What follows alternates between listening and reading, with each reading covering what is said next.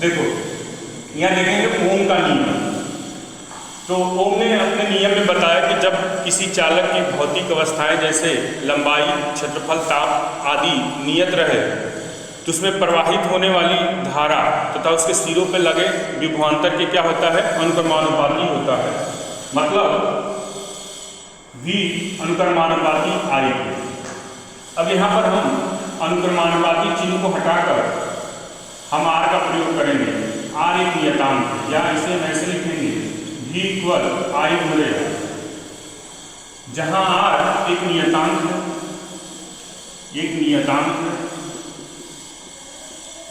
इसे हम प्रतिरोध कहते हैं। प्रतिरोध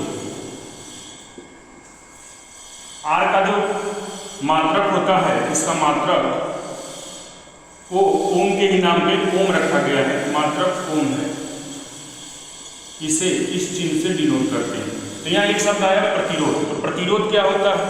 तो जब हम किसी चालक में धारा प्रवाहित करते हैं तो चालक तार द्वारा जो धारा का विरोध होता है, तो किया गया विरोध ही क्या कहलाता है? प्रतिरोध।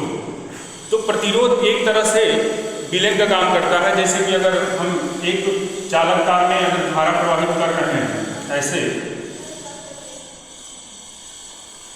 अगर ये विद्युत धारा इसमें हम प्रवाहित कर रहे हैं, मतलब वोल्टेज पीछे से इस पे वोल्टेज बल लगाता है और धारा आगे बढ़ती है, जबकि ये जो R होता है इसे पकड़कर रोकता है। मतलब R इस धारा का विरोध करता है, इसे आगे जाने नहीं देता, मतलब चालक में इसे प्रवाहित होने नहीं देता, इसलिए हम इसे प्रतिरोध कहते हैं। ठीक है। तो यदि किसी चालक में धारा प्रवाहित किया जाए तो चालक तार द्वारा जो धारा का विरोध होता है उसे हम प्रतिरोध कहते हैं। यहाँ प्रतिरोध का मात्रक देखेंगे, SI मात्रक ओम होता है। ठीक। अब यहाँ पर इस फार्मूले को हम इस तरह लिख सकते हैं, I गुणे R बराबर, इसको हम ऐसे लिख देंगे, R बराबर V/I हो सकता है, यानी वो R का मात्रक ओम। यहाँ पर V क्या है? तो V को हम विभवांतर कहते हैं। विभवांतर किसे कहते हैं? तो एकांक आवेश को एक बिंदु से दूसरे बिंदु तक ले जाने में किए गए कार्य को क्या कहते हैं? विभवांतर। अब इस विभवांतर का जो मात्रक होता है वो वोल्ट होता है, वोल्ट इसका मात्रक होता है। यहाँ पर I को क्या कहते हैं? I हमारी विद्युत धारा है, विद्युत धारा। अब विद्युत धारा का मात्रक एम्पीयर होता है, एम्पीयर। जैसे पूछा जाए विद्युत धारा का मापन इसमें किया जाता है, मापन अगर शब्द आता है तो मापन अमीटर या एमीटर में किया जाता है, एमीटर में, एमीटर मापन एमीटर में किया जाता है, जबकि इसका मात्रक एम्पीयर होता है। ठीक है। ओम के इस नियम पर बहुत मतलब इस पे क्वेश्चन पूछे जाते हैं, तो यहाँ क्वेश्चन भी हम एक आध प्रैक्टिस कर लेंगे, देखेंगे कैसे क्वेश्चन आते हैं। जैसे पूछा जाता है क्वेश्चन कि यदि एक चालक तार में 2 एम्पीयर की धारा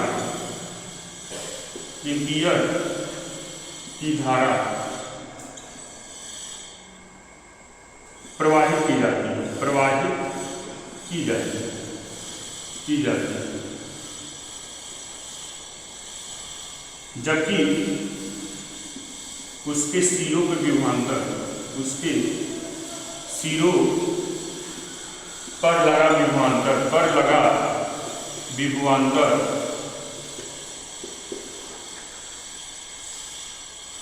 विभवांतर 10 वोल्ट का है, तो प्रतिरोध की गणना कीजिए। तो चालक तार के प्रतिरोध की गणना कीजिए। अब यहाँ देखेंगे हम इसको लगाते कैसे न्यूमेरिकल को, तो हम इसके पूंछ को देखेंगे, पूंछ का मतलब मात्रक को देखेंगे। मात्रक क्या लगा है? यहाँ पर एम्पीयर लगा हुआ है, यहाँ पर जो डिजिट दी है इसमें वोल्ट लगा है। तो हम जानते हैं एम्पीयर जो होता है, इसको जो भी डिजिट वाला रहेगा उसको हम लिख लेंगे ऐसे, एम्पीयर 2 एम्पीयर, ये 10 वोल्ट है तो इसे 10 वोल्ट लिख लेंगे ऐसे। अब हम जानते हैं एम्पीयर जो होता है वो धारा का मात्रक होता है, यानी I का ही मान है, I बराबर 2 एम्पीयर। वोल्ट किसका मात्रक होता है? तो विभवांतर है, यानी V बराबर 10 वोल्ट हो गया।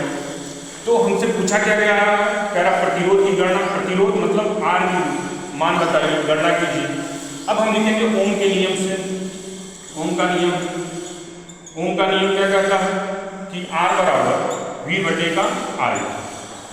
यहाँ पर V का जो मान है वो 10 है, I का जो मान है 2, तो इसमें डिवीजन कर देंगे तो 2 5 10, यानी R का जो मान आ जाएगा 5 ओम आ जाएगा।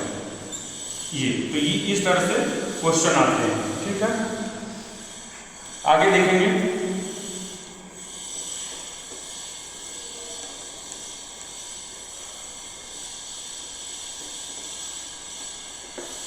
अब यहाँ एक टॉपिक बहुत अच्छी पूछी जाती है कि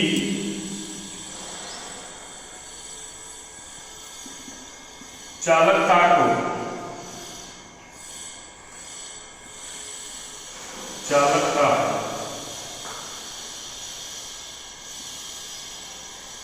या प्रतिरोध, ऐसे लिखेंगे, प्रतिरोध किन किन बातों पर निर्भर करता है, किन किन बातों पर निर्भर करता है। यहाँ देखेंगे जो चालकता का प्रतिरोध होता है वो किस किस बात पर निर्भर करता है, किन किन बातों पर निर्भर करता है। ये क्वेश्चन बहुत बढ़िया है, यहाँ से पूछा जाता है। तो हम पहला देखेंगे ये किस पर निर्भर करेगा, तो पहले पॉइंट ताप पर, बहुत ध्यान से देखेंगे। ताप, अगर हम ताप बढ़ाते हैं तो धातुओं का प्रतिरोध क्या होता है, बढ़ जाता है। यदि हम ताप को बढ़ाएंगे तो धातुओं का प्रतिरोध क्या होता है, बढ़ जाता है। जबकि अगर हम ताप को बढ़ाते हैं तो जो अर्धचालक होते हैं, अर्धचालकों का प्रतिरोध क्या होता है, घट जाता है। अब अर्धचालक क्या होते हैं, अगर हम धातु है तो धातु अगर ताप बढ़ाने पर धातु का प्रतिरोध बढ़ जाता है, जबकि अर्धचालकों का जो अर्धचालक अगर है, अर्धचालक तो उनका प्रतिरोध घट जाता है। अब अर्धचालक क्या होते हैं, तो अर्धचालक किसे कहते हैं, तो जब हम क्या करें, धारा को प्रवाहित करें, ठीक है, तो कभी धारा जाए कभी न जाए, मतलब कभी वो धातु की तरफ बिहेव करे और कभी अधातु की बिहेव करे, तो इसे हम अर्धचालक कह देते हैं।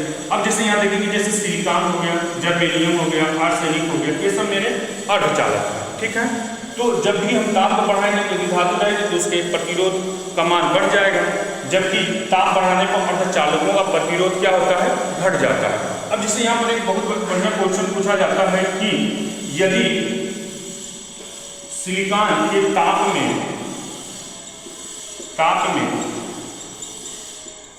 वृद्धि की जाए, या ऐसे देखेंगे, अति निम्न ताप पर सिलिकॉन किसके जैसा बिहेव करेगा, मतलब ये किसके जैसा काम करेगा। तो यहाँ पहले पॉइंट देख लेंगे, जैसे चालक के जैसा काम करेगा या अचालक के जैसे काम करेगा, और चालक के जैसा काम करेगा। तीसरा ऑप्शन देखेंगे, अर्धचालकों के जैसे, अर्धचालक, या चौथा ऑप्शन देख लेंगे कि अतिचालक जैसे, अतिचालक। तो तुमको क्या लगता है किसके जैसा काम करेगा? यदि अति निम्न ताप, अति निम्न मतलब ताप को बहुत न्यूनतम कर दिया जाए, तो सिलिकॉन एक अर्धचालक, मतलब ठीक है, अर्धचालक है, तो सिलिकॉन किसके जैसा काम करेगा, चालक के जैसे, अचालक के जैसे, कि अर्धचालक के जैसे, कि अतिचालक जैसे? तो अचालक के जैसे, हाँ, अचालक के जैसे ये बिहेव करेगा। ठीक है, ये समझ में आ गया? ठीक है, आगे देखेंगे। दूसरा होता है कि लंबाई पर। अब लंबाई पर कैसे निर्भर करता है प्रतिरोध?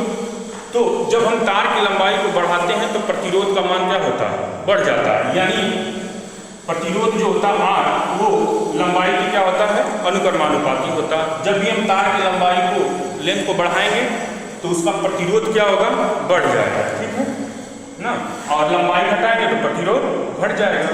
ठीक, अब पूछा, देखो यहाँ पर क्वेश्चन पूछा है, अब तुमसे देखो ये क्वेश्चन दे देगा, एक दे देगा कि एक तार A है जो इतना लंबा है, दूसरा तार ये है जो इतना लंबा है। अब पूछा जाए कि बताओ इसमें से किस तार का प्रतिरोध सबसे ज्यादा है, A वाले का कि B वाले का? तो हमने क्या कहा, इसकी तुलना में इसका ज्यादा होगा ना, क्योंकि लंबाई बढ़ाने में प्रतिरोध क्या होता है, बढ़ जाता है। आगे देखिए, तीसरी पॉइंट क्षेत्रफल।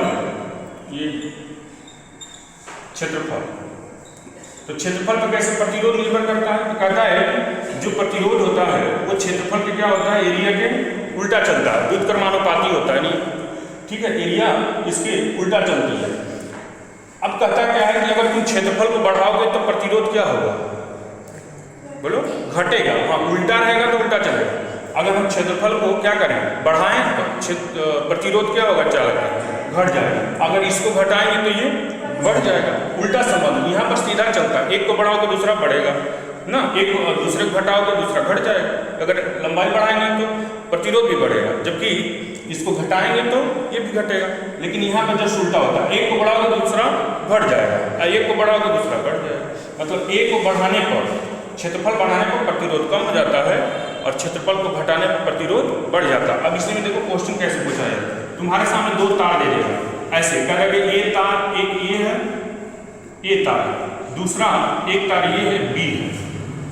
बताओ इन दोनों तारों में से किसका प्रतिरोध ज्यादा होगा? किसका प्रतिरोध आर किसका ज्यादा होगा?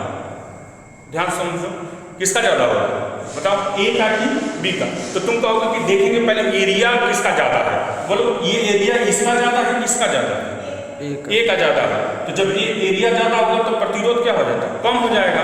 और जब एरिया कम होगा तो ज्यादा होगा। तो यहाँ क्या पूछा गया? प्रतिरोध किसका ज्यादा होगा? तो जिसका एरिया कम होगा उसका प्रतिरोध ज्यादा होगा। सिंपल सी बात है। मतलब ये कम रहेगा तो ये बढ़ जाएगा, ये ज्यादा रहेगा तो ये कम हो जाएगा। बात समझ में आ गई? ठीक है। अब यहाँ देखेंगे कि ये एरिया हो गया।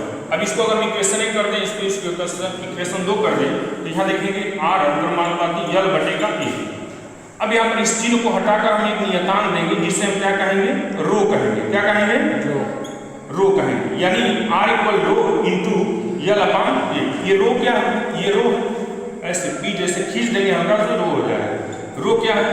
तो रो ये विशिष्ट प्रतिरोध है। क्या है? विशिष्ट, या इसे प्रतिरोधकता भी बोलते हैं। क्या बोलते हैं? प्रतिरोधकता या विशिष्ट प्रतिरोध। इसका मात्रक क्या होता है? तो यहाँ से हम देखेंगे मात्रक कैसे निकलेगा। तो अगर हम ए का आर में गुणा कर रहे हैं तो ये हमारा हो जाएगा इससे आर गुणे ए बराबर रो इंटू यल।